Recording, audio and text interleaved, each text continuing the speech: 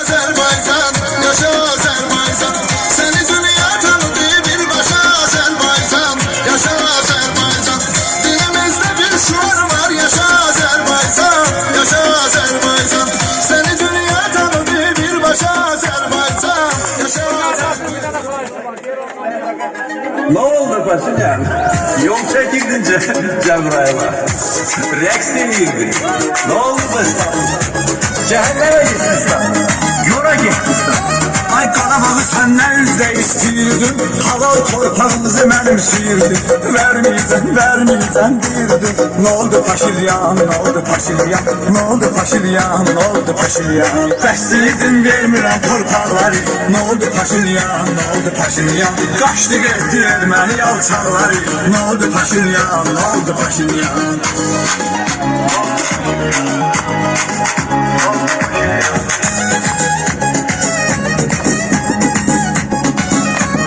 Daha dilimiz sıkmasın artık susun. Gedib dalında gizlənir Rusun. Zəhərləmə kendimin statusun. Ne oldu Paşinyan, ne oldu Paşinyan, ne oldu Paşinyan, ne oldu Paşinyan. Əstəyirdin verməm torpaqları. Ne oldu Paşinyan, ne oldu Paşinyan. Kaçtı gitti erməni alçaqları. Ne oldu Paşinyan, ne oldu Paşinyan.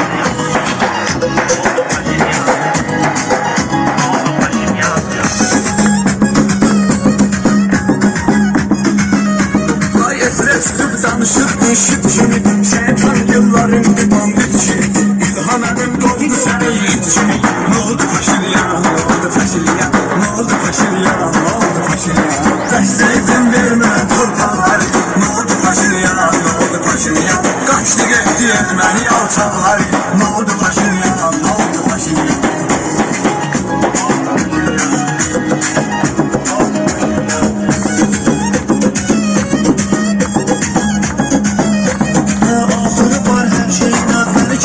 Hərəkətin gəlir bizə gülməli kimi.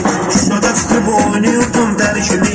Ne oldu Paşinyan, ne oldu Paşinyan, ne oldu Paşinyan, ne oldu Paşinyan. Bəsliydin vermirəm torpaqları. Ne oldu Paşinyan, ne oldu Paşinyan. Qaçdı getdi erməni alçaqları. Ne oldu Paşinyan, ne oldu Paşinyan. Ne oldu Paşinyan.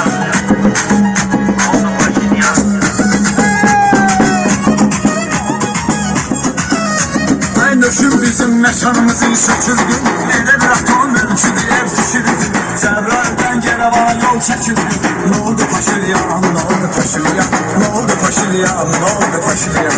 Bəsliydin vermirəm torpaqları. Ne oldu Paşinyan, ne oldu Paşinyan. Qaçdı getdi erməni alçaqları.